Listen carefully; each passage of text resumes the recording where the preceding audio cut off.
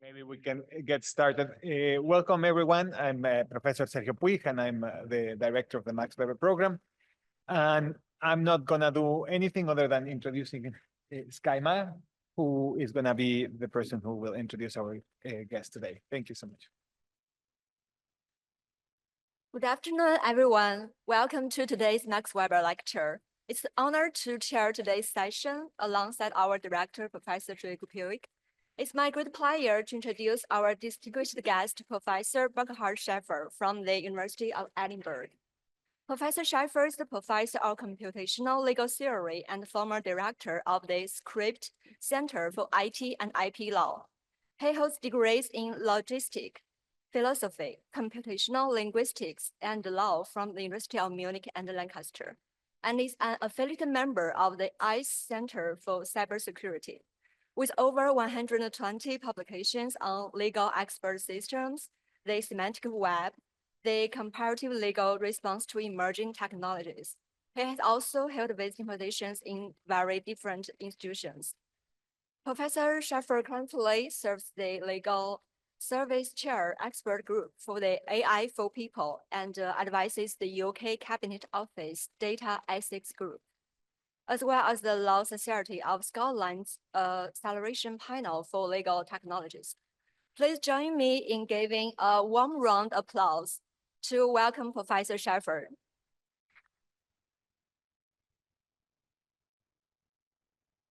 And now, Professor Schafer, the floor is yours. Thank you, and thanks a lot for the invitation.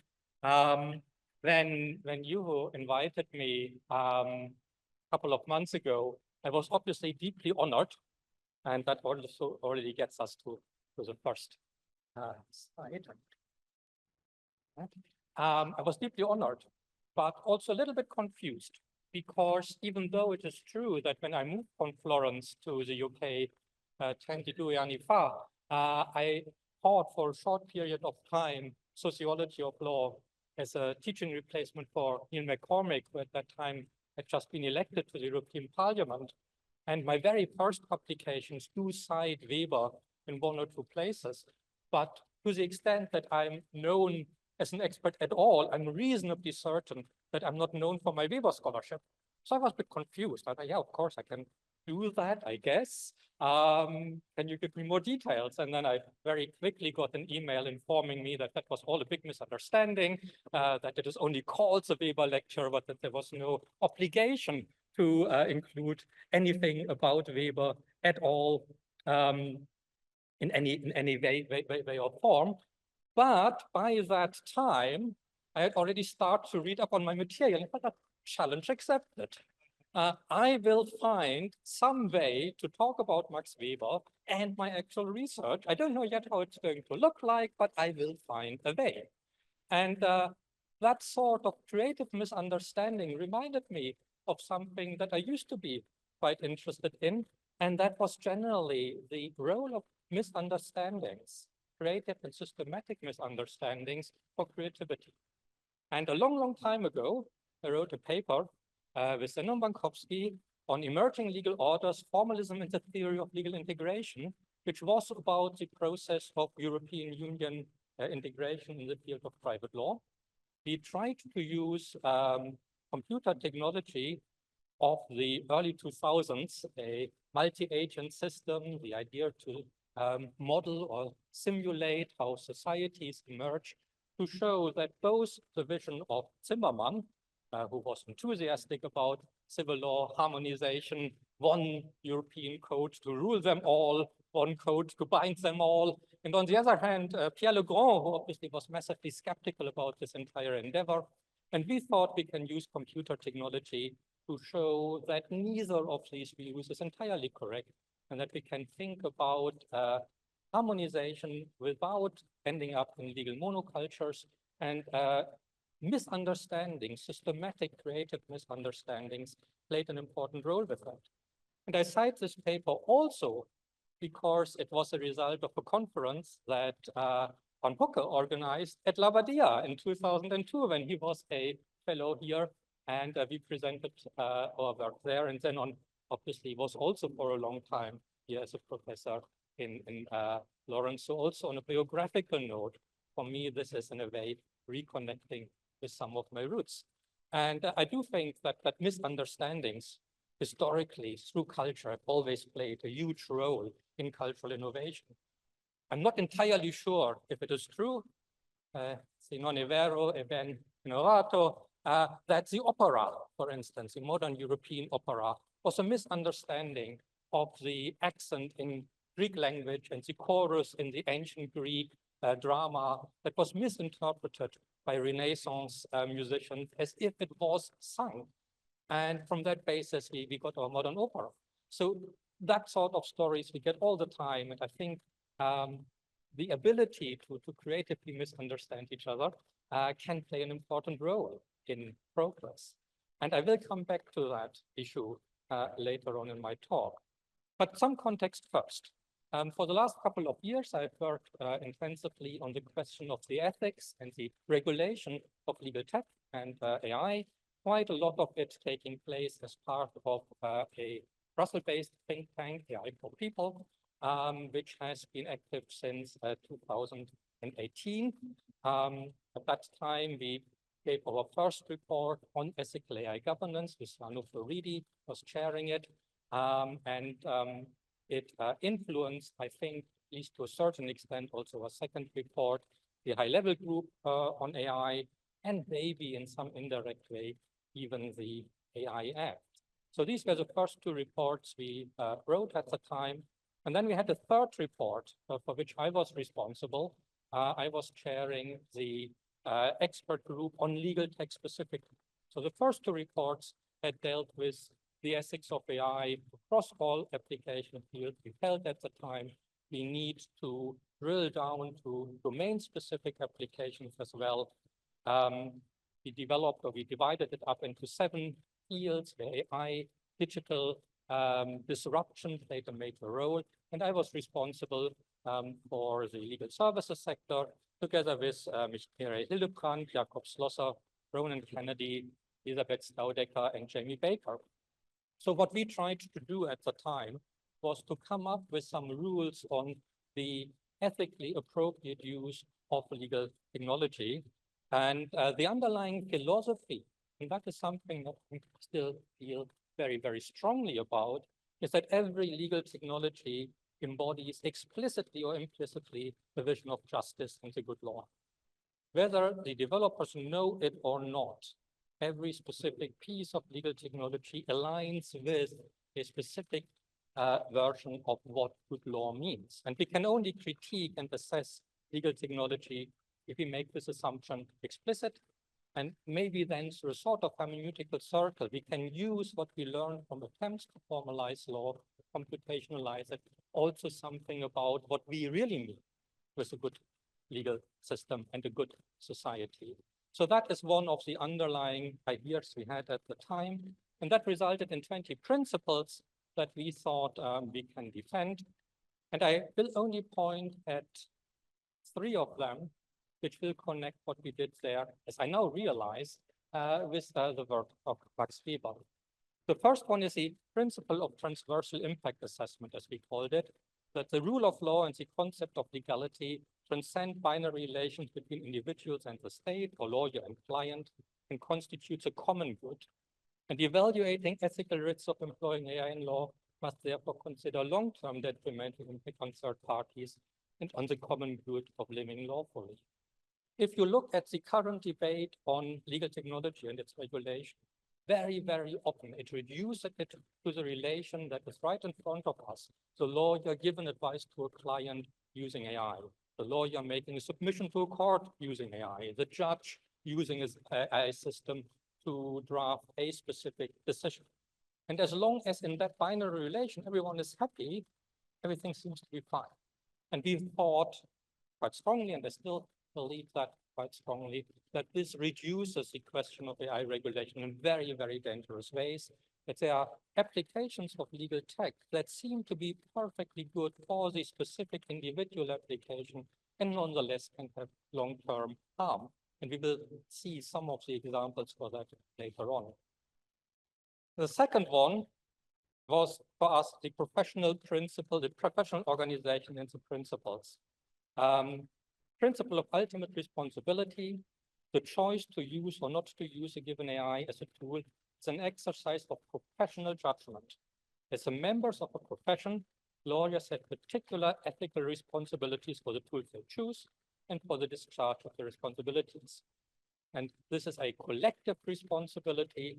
The safe and ethical sound use of AI in the legal domain is a collective responsibility of lawyers and their professional bodies. This means a duty to share experience, especially of problems and errors that they encounter. And at the time, we thought, A, this is very important, but also in a way sufficient. We thought that the 20 principles were enough, covering all the dangers that we encounter through the use of AI in the justice system. And this rather random misunderstanding of the talk I was going to give here and the need to re-engage with Weber makes me now wonder about that. And that is what most of my talk today is going to be about. I have 75 slides, which is way too much for an hour, and my talk is, as always, not scripted. That is a risk everyone who ever invites me, unfortunately, faces. And there's a good reason for that, I would say. These days, if you look at higher education systems like the UK, we are more or less forced to publish every thought that we have immediately, ideally in a high impact journal, and get some research funding for it. We are also forced, or actually not forced, we are invited, and I love that a lot, to make this freely available open access. So everything that I thought worth writing down, you could access at a click of a button. You could reduce my carbon footprint, no need really to fly me. So whenever I give a talk, I talk about something I haven't written down that, where I don't know where it will take me. There is a 70+% risk that halfway through the talk, I will have an idea that I hadn't before, and I will rigorously pursue that wherever it will lead me. That is for you the advantage that really what you will hear today, no one has heard before. For me, it has the advantage of a degree of deniability. If it is total nonsense, I will simply claim it never happened. That's recorded, isn't it? Technology is a problem. And we will come back to that. So hopefully you will learn something. Hopefully I will learn something from this, and we will see how this takes us together on this journey. So these were two principles on professional responsibility. And with that, Weber suddenly becomes relevant, because for him, the purest type of exercise of legal authority is that which employs a bureaucratic administrative staff. So even though he sometimes talks about law and legal system as if they are abstract Platonic entities out there, especially formal rational legal systems, if you look more closely at the sociology of law, especially in Wirtschaft und Gesellschaft, you realize that what makes it possible to have a legal system, especially a formal rational legal system, is an underpinning administrative staff organized in a pyramid, in a hierarchy. And at the top of the hierarchy are what he called the Rechtshonorationen, the legal notables, legal dignitaries. These are the translations that you find. And these are people who have social capital enough that they have independence and autonomy, that they can assert that independence and autonomy, and also that due to their social capital, they give their legal system a unique flavor. And that is something Weber traces through legal history with the argument that says it is not enough to understand the legal system simply by looking at the rules and what they say. We have to understand who the central person, the legal dignitaries, the legal notables are in that system to make sense of these rules. Treating abstractly, they are unintelligible.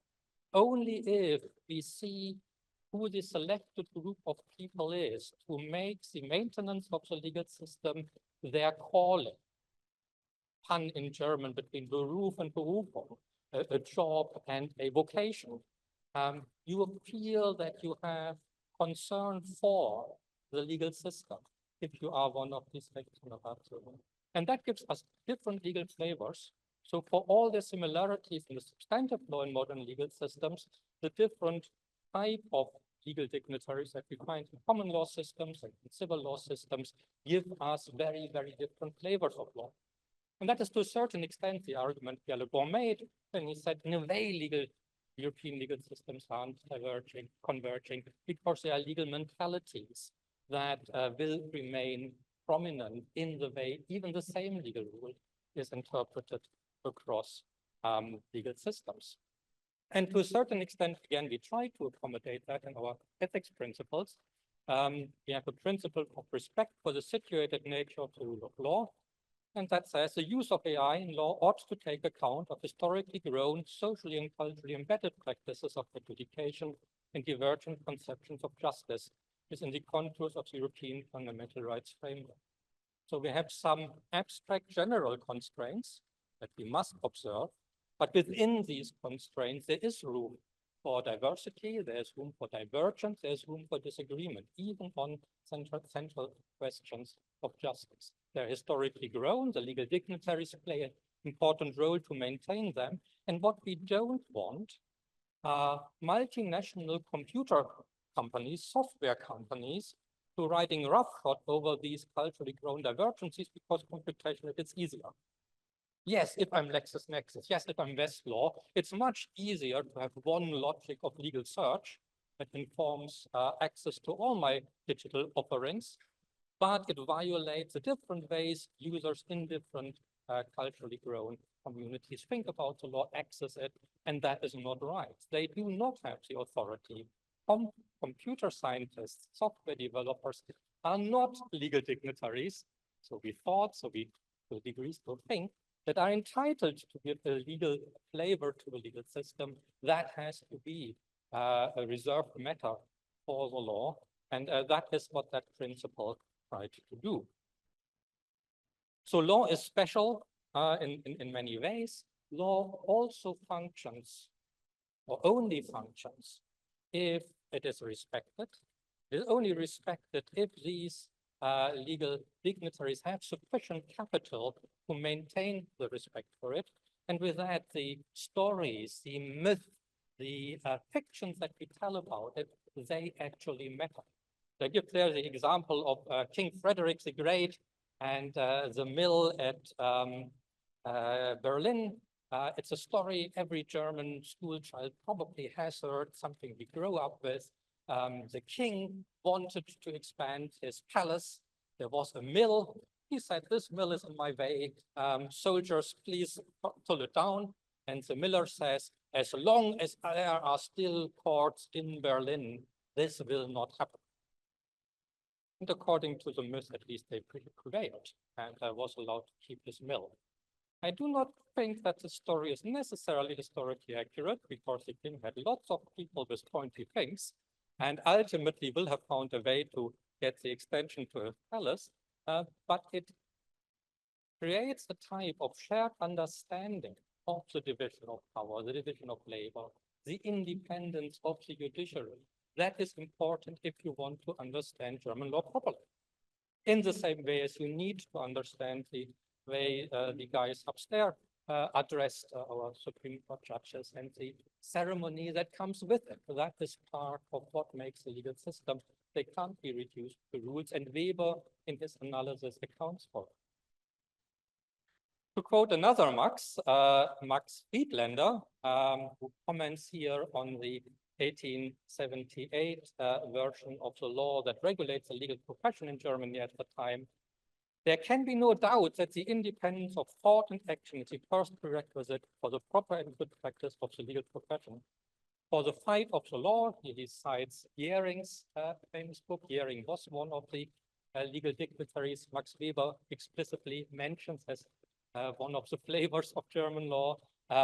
For the fight of the law, which the lawyer must wage day in and day out, requires a personality that, in fulfilling its duties, will stop at no other authority than the law itself. It is obligated only to obey the law. It will not fight against the authorities with any consideration, even against state power. That is a sort of foundational self-understanding of the profession here. And it finds later in modern law its expression here in, again, the current German law on the legal profession. the lawyer is an independent organ of the administration of justice, and the commentary for that says, independence means freedom, which should not be confused with unlimitedness. And further, the lawyer is particularly dedicated to serving the law. The law demands truth. Consequently, the lawyer is particularly committed to the truth. Any form of untruth contradicts his professional duty. Full disclosure, this was translated by an AI. Of course, I was a little bit lazy, and I guess it's just faster. It is a good translation, even though it brings in a male pronoun where it shouldn't be. That is just how Google thinks about lawyers in the world. But it again gives you a specific type of understanding of the legal profession, the commitment to truth in the eyes of power. Now, where does AI come in? This came out last week. A decision from the United States District Court for the Central District of California. A lawyer was found to have used an AI apparently to make a submission in an IP case. There not only were some of the cases confabulated by the AI had created quotes from these cases, had created quoted cases that do not exist, and obviously the quotes also don't exist, and they made a really, really strong case. So the AI had not just confabulated anything, it had understood what ideally ought to be true, what we would wish to have as precedents, and then decided, well, let's say what we get away with. This was a big law firm, 1,700 partners in that law firm, one of the biggest. Huge resources available, high stake litigation, and nonetheless, we find that blatant untruth suddenly in it. A collective debacle, as the judge called it, when fining that law firm considerable amounts of money. This is another case from the UK a few weeks ago. Judges flex lawyers to regulators after 5 fake cases cited. This was a legal aid case, a very poor claimant, mentally ill, suing his local council for appropriate medical support. The council violates already lots and lots of rules of professional legal conduct. His lawyer probably would win this case easily had she not submitted a filing, which again had 5 cases that didn't exist. And not only did she submit a filing of 5 cases that didn't exist, when she was challenged, she denied it outright. That, oh yeah, maybe there are small syntactic errors in the citation. Yes, absolutely. Maybe I put a bracket where it doesn't belong, but no, there are real cases. And the judge really had to press her and say, well, if there are real cases, show them to me, please. They have to be somewhere. And then finally, she had to admit that they were fictional. And the judge was so angry with both parties that they wrote a long 3-paragraph admonition saying essentially, you have now a choice to make. Both of you can report themselves to the legal standard authorities for appropriate sanctions. And if you don't, I let you know I'm already writing the report myself. So up to you. And what he was most annoyed about was not even that there was inappropriate use of the technology. What he was most annoyed about was that he was blatantly lied to when challenged. If you think back to the professional self-understanding that I just cited and the behavior that we find in courts, we find a huge discrepancy emerging. Now, on one level, and had you asked me before I started to prepare for this talk, I would have said, well, yeah, regrettable, a problem, most certainly, but not a fundamental problem. The system works. They were caught out. They are fined. They have to report themselves and might get their license revoked. So even though these things are a challenge and they are problematic, they're not a fundamental challenge for our understanding of justice. And I know I start to think about it slightly differently.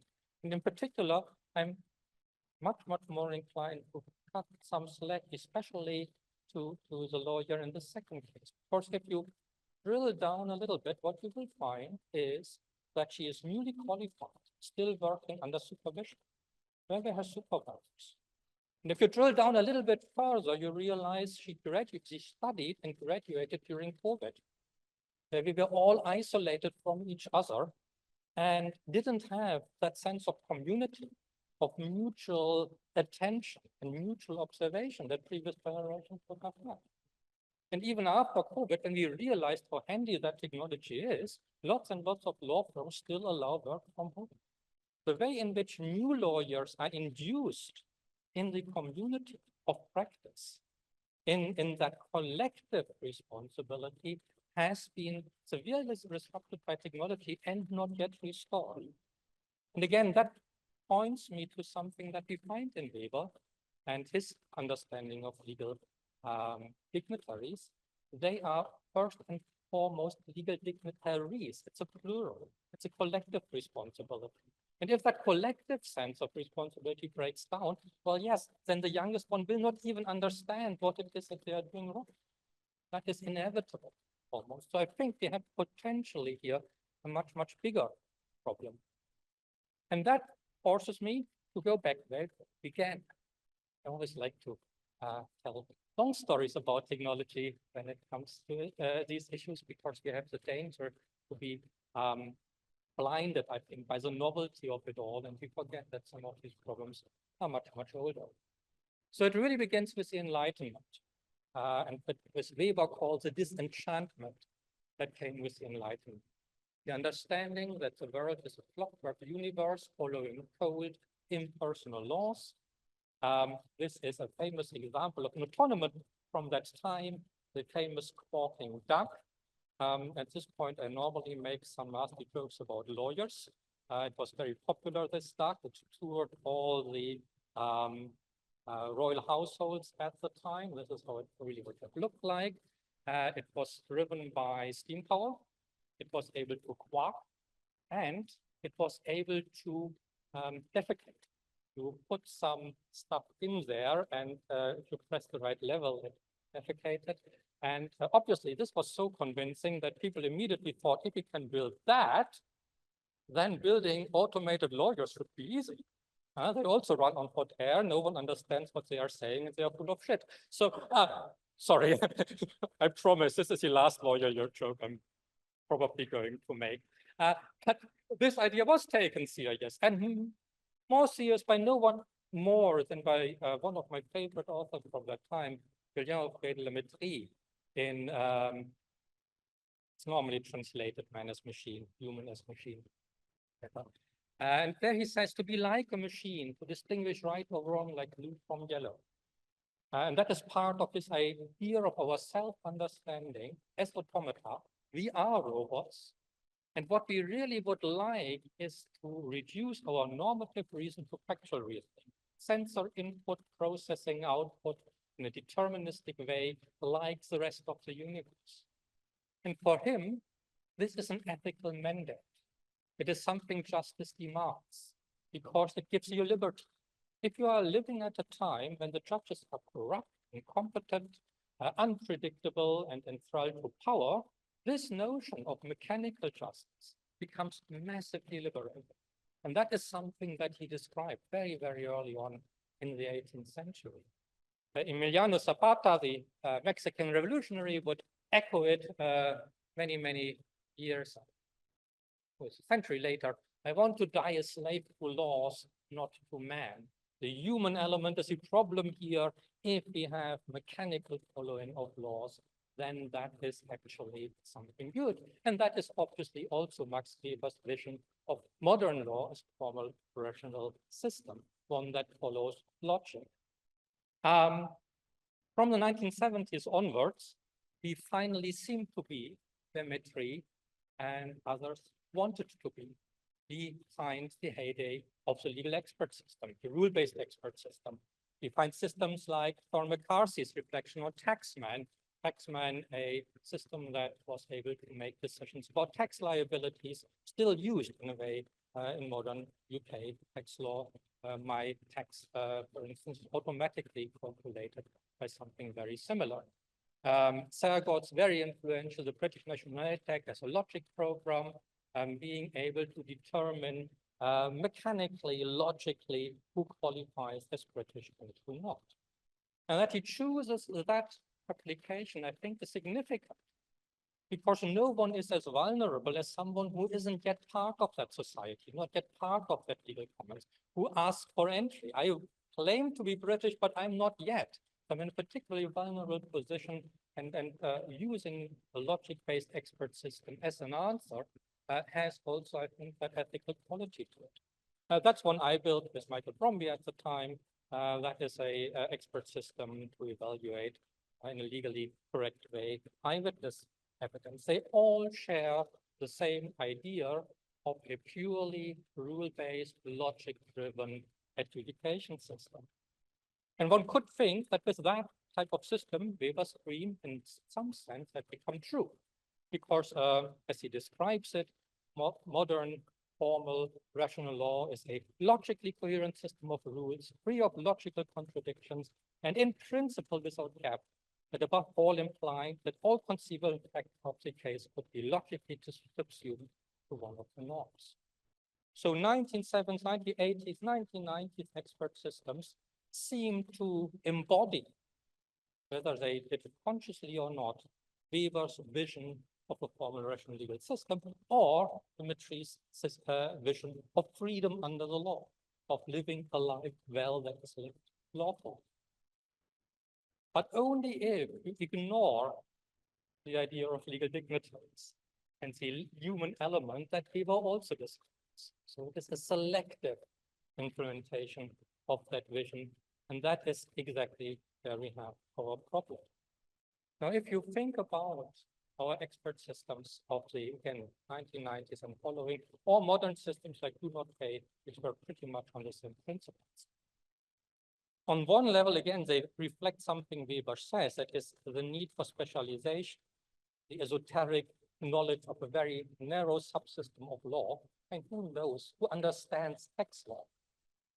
Probably only very, very few tax lawyers, and even fewer humans, because when H.L. Hart asked his mentor, Isaiah Berlin, whether he should become a tax lawyer rather than an academic because he paid better, Berlin answered, tax law means the instant death of the soul. So maybe outsourcing that soulless activity to a machine is not that bad after all. Maybe we can do tax law without being human. But so to a certain extent, we have that specialism. That again reflects an idea by Weber. But ultimately, if you drill down to it, and that is something I increasingly realize, there's a problem. Precisely because it is a logical system without gaps and free of contradiction, that means the ultimate idea is to have all of the laws running on one system, and that will always give you the right logically deducible answer. But if that is the case, then we are suddenly changing an extremely important aspect of the law that we discussed so far. That is, we only have now one system. It is internally incoherent to talk of different legal AIs as understood at that time. They all become the same. Every system will give you exactly the same answer all of the time. The idea of a dialogue, the need for dialogue and the need for community disappears in that world, if you think it through to its logical extreme. You find that idea also reflected in the thinking of another legal theorist, to which I will come back later, Ronald Dworkin, in his notion of the judge Hercules. You're familiar with his writing. Dworkin argues that as at least regulatory idea, we can think of a judge Hercules, who has infinite time, infinite patience, infinite command of all the laws and all the principles that inform them. And that judge will always give you the right answer to every conceivable legal problem. That is the regulatory idea. And I would say if you take that serious, then there can, as we say in Scotland, there can be only one. like in Highlander, there can be only one Judge Hercules because they have unlimited access to all the law and give always the one right answer. But that makes them fungible. You can replace one by the other without any change in the outcome. And that is very much the vision that I think also the logic systems of the 1980s are. Now think back to what I just said and what Weber said about the importance of community and legal dignitaries.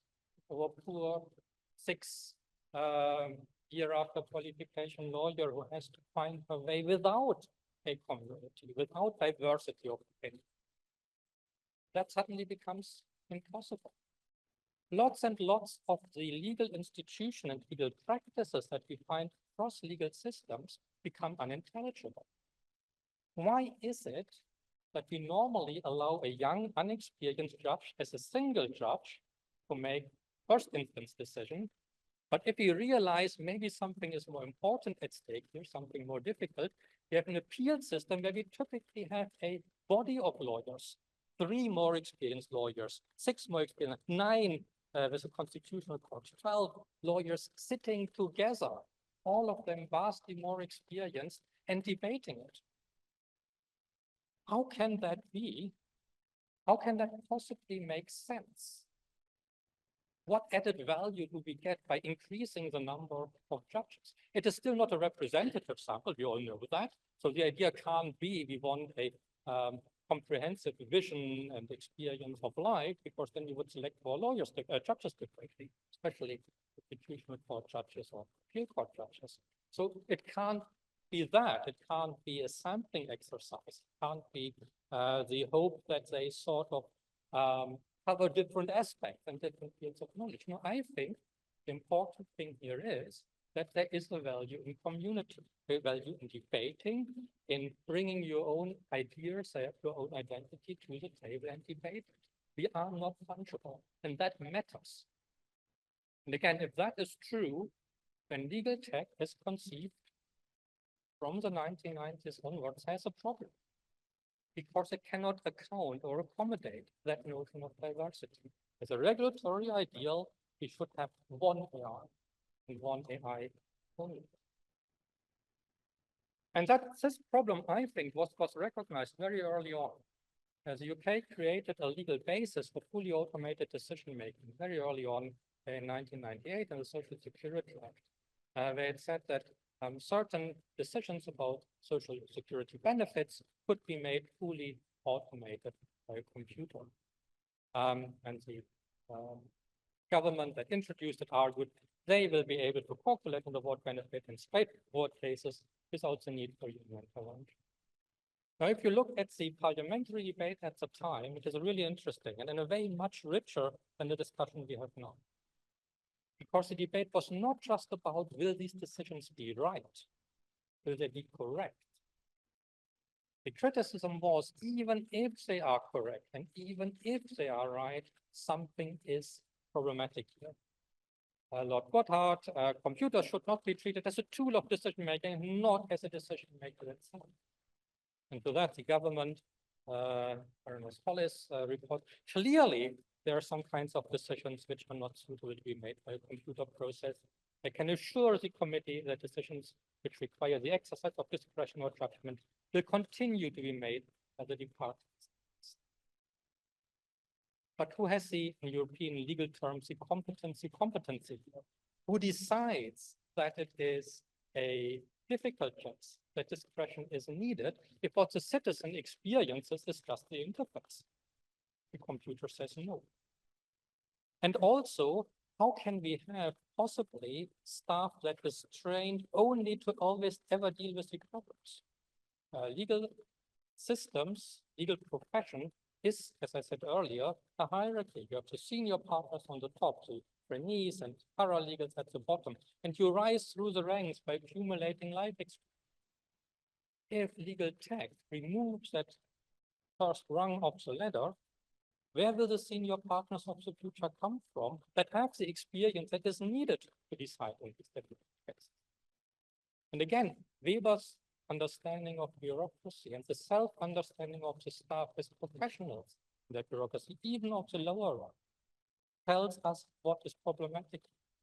That sort of thing can't possibly be sustainable in the long run, because it undermines this crucial understanding. Again, the opposition follows up on that. What is important here is the fact that the complainant feels even more strongly that he's not dealing with a group of human beings who, in a sense, understand the human problems that he may be experiencing. He'll feel that he's dealing with a monolith that will take on the appearance of a large network of computers producing pieces of paper, sometimes correctly, sometimes not. There's never a human hand behind that. The ethics of us all should be to reintegrate as fully as possible into the wider community individuals who receive benefits by making them feel that they are not pawns in the hand of a monolith. I think this was a really precinct. This understanding that it doesn't matter if the decision is correct, or it doesn't exclusively matter if the decision is correct. The dynamic between citizen and legal system is disrupted here by replacing something that is a communal exercise to a monolith with a one right answer, and that is not appropriate. Very quickly talking you through a mini project we had here, and something I give to my students as an exercise in our legal tech course. The idea here was to teach autonomous cars to obey by road traffic rules. The idea is to give a formal account, pretty much like we did in the 1990s, early 2000s, of road traffic law, which is a simple rule-based system to tell the car what it should do. And there's one specific provision in the UK highway code that says you should drive slowly and carefully on streets where there are likely to be pedestrians, cyclists, and parked cars. And I tell my students who've learned a little bit about Prolog, about Prolec as well, all of these decorative computer languages, have a go, formalize. And the answers I get are really interesting. The students who are not that good formalize it like the first one, which is a literal one-to-one translation of the code. Trevor Bench-Capen, one of the fathers of legal tech, said a legal expert system is distinct by the fact that there's a one-to-one correspondence, isomorphism in the statute and the code. And with that, we have accountability because the code only reflects what the law says. And that is what the students do. Can anyone of you, especially those with a little bit of your formal training, spot the problem here?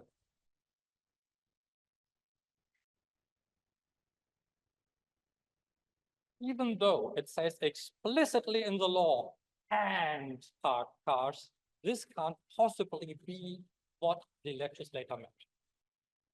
Because if you think of that in logical terms, the only conditions under which you have to drive carefully is if you have all three of them. If you have parked cars and cyclists and pedestrians. Drive past the primary school where children playing on the side street. Hit the gas. There are no pedestrians, cyclists there. Hooray. Or no parked cars. This is obviously not what the legislator had in mind. So the better students correctly translate it as an all. The really, really good students translate it as an and put a comment next to it. Of course, they make the following argument. They say, I'm a computer programmer. I'm not a lawyer. I do not have the authority. I do not have the social capital. I am not a legal dignitary. I'm not allowed to make that choice. I just can warn you that there's something not going on. And also, the formalization that probably reflects correctly what the legislator has in mind is the one that is more demanding on the driver. This is a part of criminal law. If you violate it, you can get fined, you can lose your license, you might even go to prison. We have an interpretive principle in criminal law that says in dubio pro reo, even when it comes to the interpretation of the rules.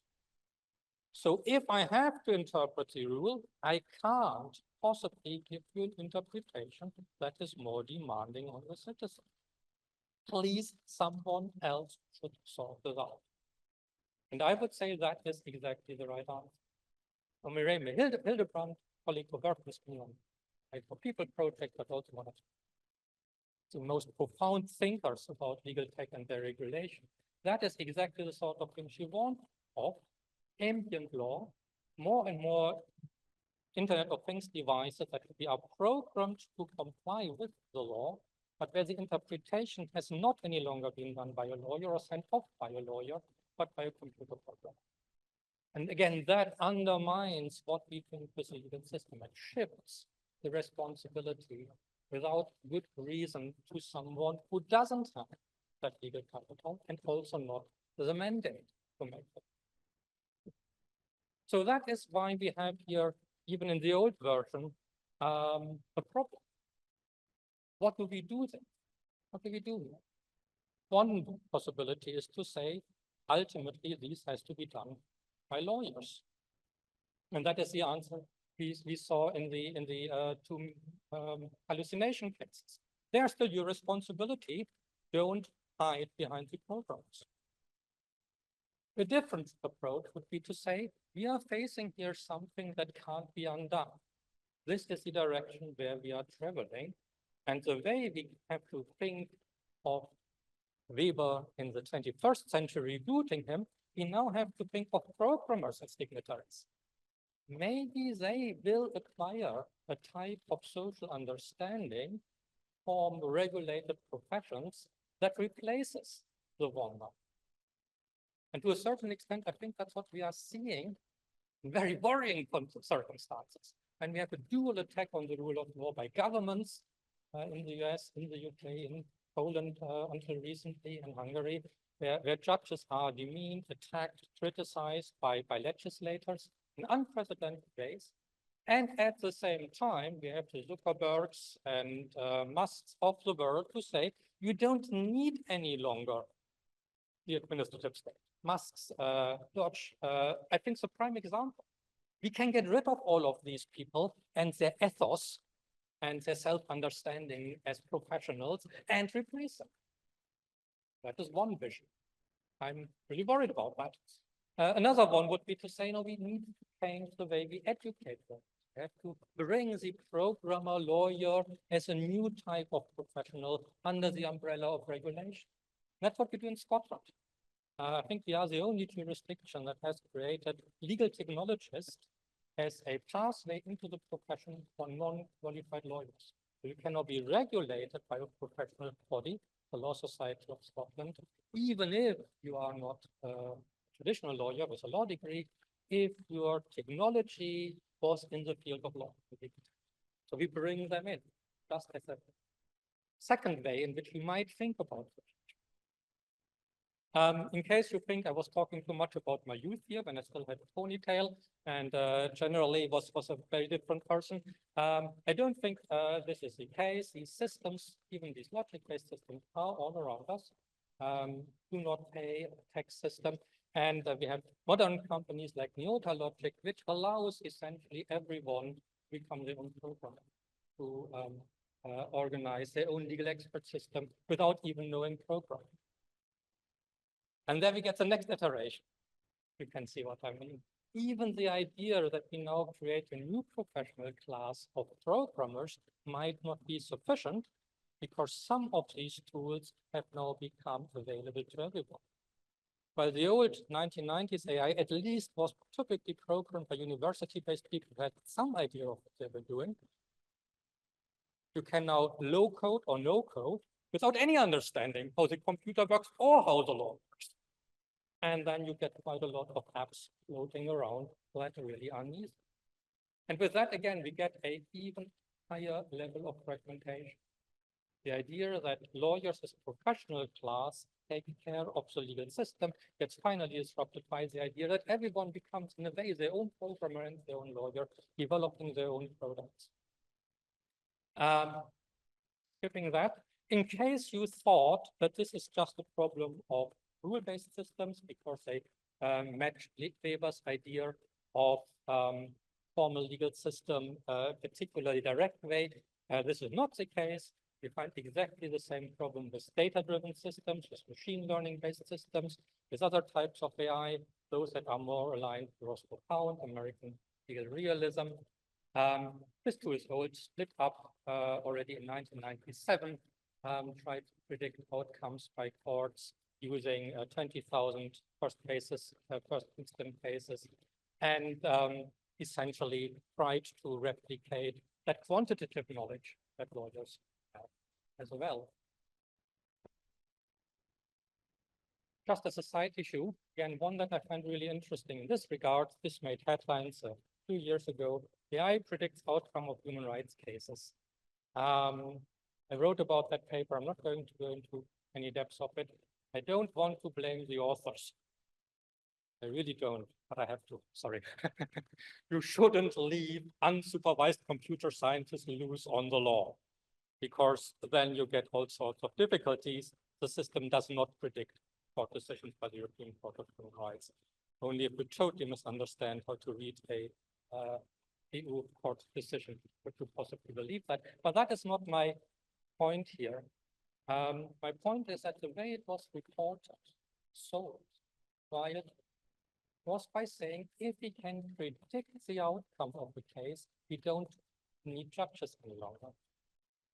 We can predict the outcome of the case, we don't need judges. The French got so worried about that that they now outlaw profiling of judges for the purpose of AI training. It's a slightly weird idea, and I don't think it'll work, but tells you a bit about the concerns. What I find interesting here again, and Weber helps us to understand this, is this can't possibly be right. The mere fact that I can predict the outcome of the case, even with 100% accuracy, doesn't tell me I should litigate. If my local football team, Pips, plays Real Madrid, I can predict the outcome. I really, really can.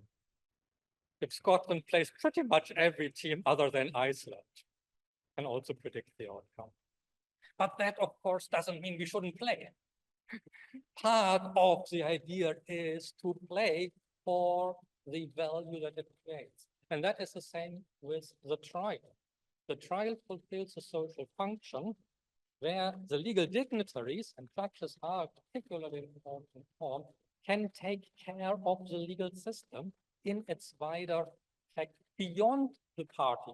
There's a communicative function that goes beyond that. And again, this understanding of AI is incompatible with that understanding. It reduces everything to, oh, if I know how my case is going to end, why should I bother? The only thing I want to know is, what do I have to pay? How long do I have to be in prison? I don't care any longer about anything else. And as long as that is okay, everything is. I think this is a profound misunderstanding. I think, again, Weber tells us part of why that is the case. Weber linked formal rationality with the predictably needed for capitalism, and de Maizière linked it to freedom, as we saw. But even perfect predictability does not equate to we don't need judges any longer. We don't need trials any longer because they go beyond the individual and their needs. And that is, again, the role of the legal dignitary as caretaker of the legal system and not just of the parties front them. I mentioned Ronald Dworkin that it's just Hercules can't have dignitaries ultimately, and only have one judge to which we all refer, and that is a different type of legal system. So traditional legal AI is philosophically Dworkinian. Data processing capacity reduces arbitrariness. But can we think about something else? Can we think of AIs that are not wedded to the idea of the single correct outcome? All traditional AI was. Doesn't matter if it is good old-fashioned AI and rule-based or predictive AI, like the Atrea paper on prediction of the European Court of Human Rights. All of them assume, as long as we get enough data, as long as we have enough knowledge, we will drill it down to the one right answer, and that is all that we need. Could we think of a Hartian AI, where cases that require discretion are not any longer resolvable in principle by just more data, by just more facts? And that brings us to the question of machine creativity, that we can have true machine creativity. One simple way to create creativity in computing is by throwing in random elements. Very simple computational creativity systems simply at one point toss a coin. AlphaGo, the fabled AI system that was beating him, Go master, also uses at one point simple randomness. It surprises the human adversary by doing something that is unpredictable in principle because it introduces that element of randomness.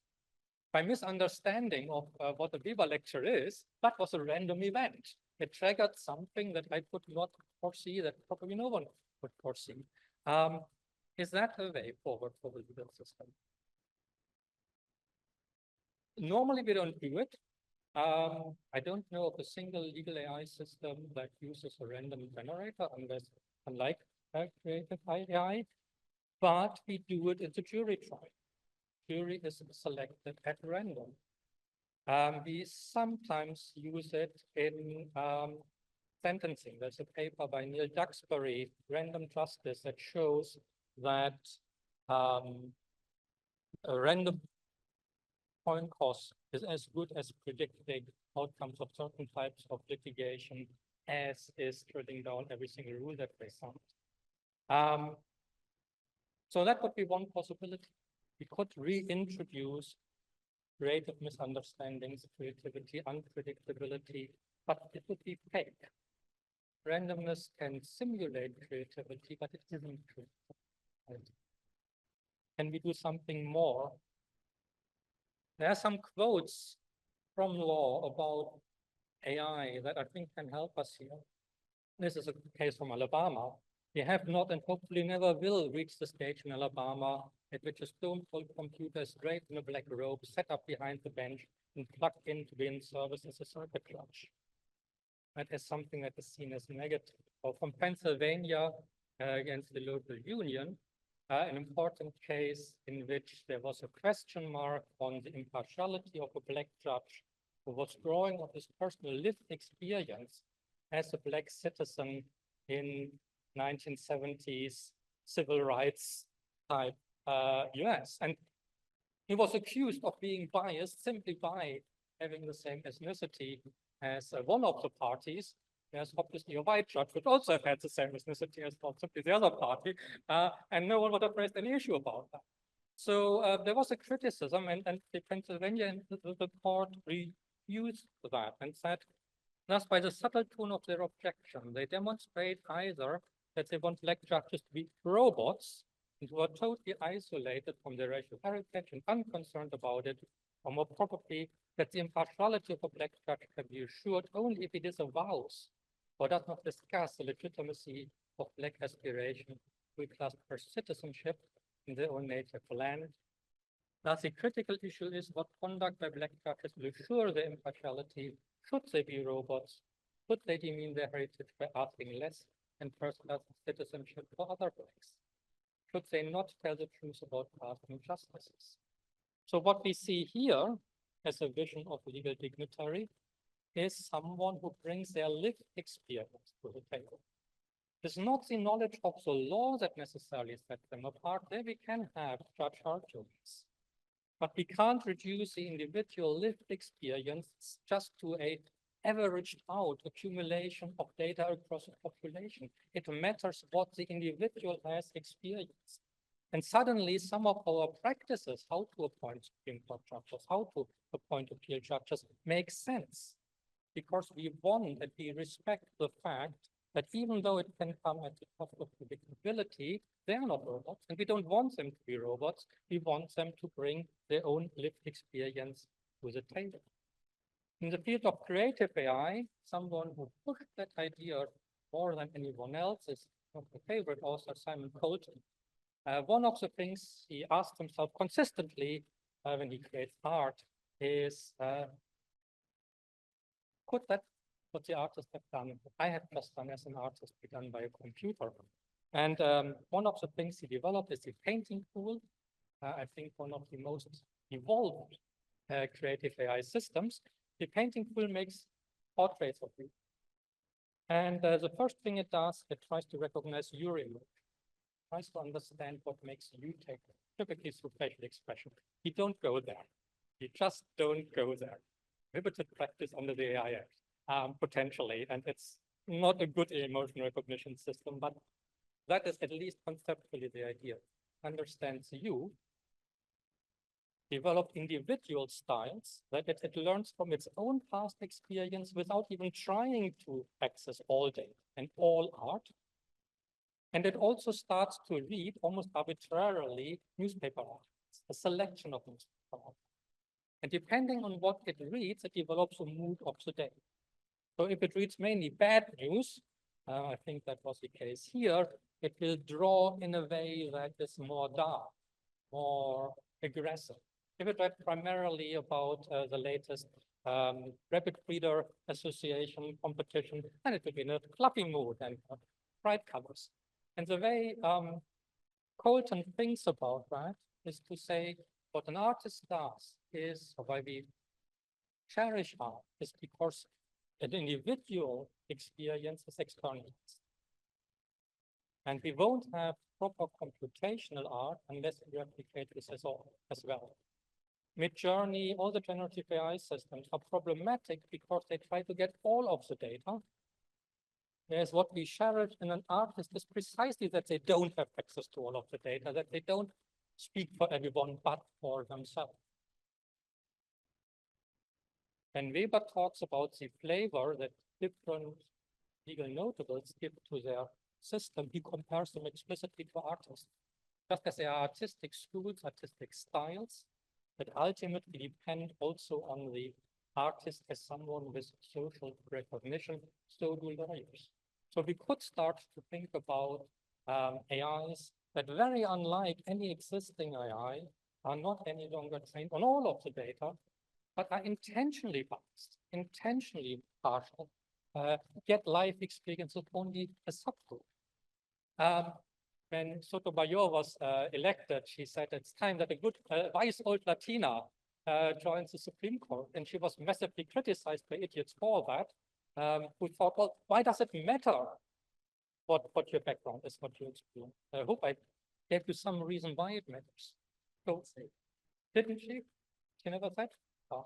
Another. Okay. But still, it works for me from a narrative perspective, so it has to be true because it is beautiful. And that is the same thing.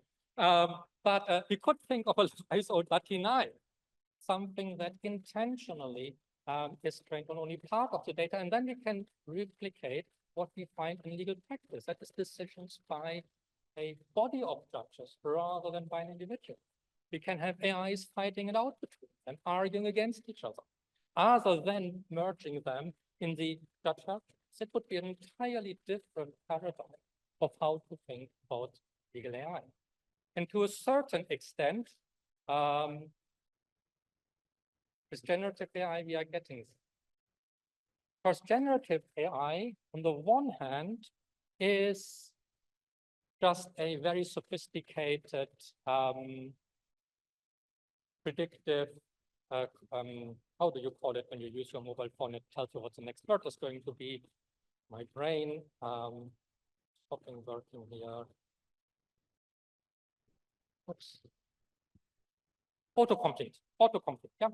Generative AI ultimately is a really, really, really good autocomplete function.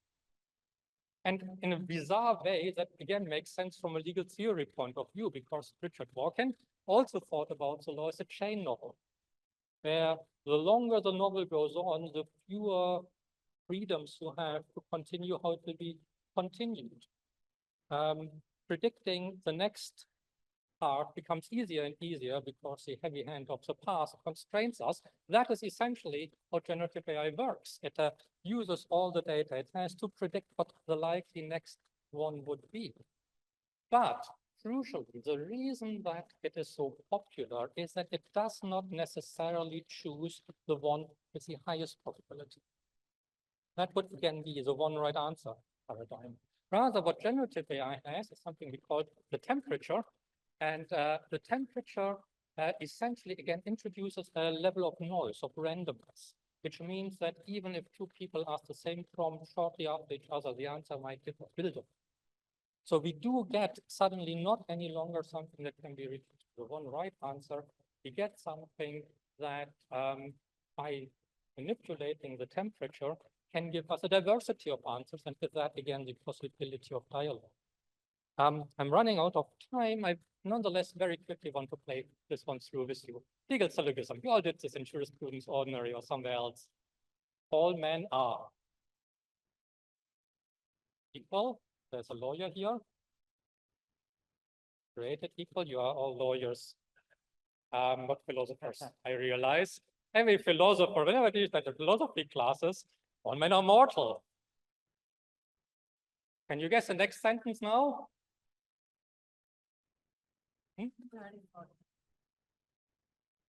Sorry, yes, we already saw it. That is because I can't use my preview here. Socrates is a man. What's the next? Socrates is mortal. Yes, exactly. Generative AI struggles even with that. Most systems do. DeepSeek doesn't. DeepSeek gets you the right answer and explains why if you ask it nicely. Worrying. But that is obviously only one possibility. All men are. Let's see, this would have been my answer. That tells you something about me, because the way you formulate a prompt can tell you a lot about someone. I wouldn't have thought of Socrates either, but I also wouldn't have thought about equal. I must admit to my shame. No, sorry, all men are liars, and that's the truth. No, I promised my wife not to sing while it is recorded, so you will get spared this. So we can get, depending from context, very different ways how we want to continue that sentence, continue our story.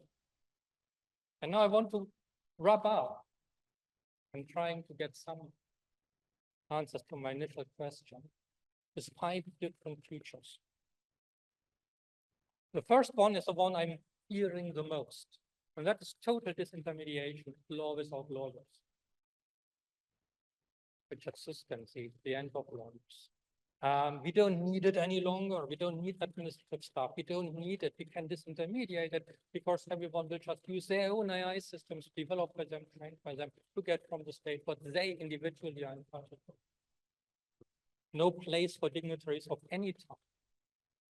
They don't think the legal system can work with that. It sounds like something people might say about a formal rational legal system because it has a high level of predictability, but I don't think it is a legal system. We can have new human dignitaries either, so within the law, that is the Scotland's legal technologies, we can bring them in, regulate them, create their own stories, their own methodology, or outside the law, we can maybe treat the programmers differently. The story of the nerd in the mother's cellar is dangerous, given the social capital and power that program. We might need different myth for a different community about programmers. Or we can have AI as a dignitary. Something that I only read yesterday. I haven't been able to follow it up, but apparently the Law Society of England has for the first time registered an AI as a lawyer, or so it is reported. I couldn't quite find out what the heck is going on there. It seems to be overblown and overhyped as it is so often. The AI in question is run by professional lawyers who still have professional indemnity insurance and all that. And it only helps people who represent themselves and are allowed to represent themselves in law to draft submissions. But apparently the Law Society felt the need to create a new category of an entity that can be registered with the society, an AI, a dignitary. That might be another one. The AI is dignitaries. That's the one that I just described. We want many of them. We want them to be diverse. We want them to force them to be diverse. They only are allowed to have access to part of the groups, part of them. Did I miscount? That looks like 4, promise to 5. Maybe, one day we want a government of the robots, by the robots, for the robots. Because this too is a notion that I found with Simon Colton. Colton said, even though I have pushed computational creativity further than any person before, and that's totally true, it's still not what I eventually hope to be able to. Because at the moment, computers create art for us. They decide what we want, and we are the ultimate arbiter of whether or not we accept what it is as good for us. And as long as that is the case, we do not really have true computational creativity. We will have true computational creativity only if computers create art for other computers. And what they perceive as artistic might be unintelligible for us, but it will make sense for them. Now, if you take that idea to its logical conclusion, then there's a little bit of science fiction maybe. We might think of AI in a very, very different way, where it doesn't any longer regulate human affairs. We are really good at doing that for ourselves, but they might start to regulate their own communality. And that is the fifth option I simply throw at you. And with that, I'm more or less have said everything that I wanted to say. It doesn't mean I need to stop here. I can easily continue until Sunday without even breaking into a sweat, but that would be deeply unjust on you and pretty much everyone else. So at this point, I very gladly ask you for questions. Thank you.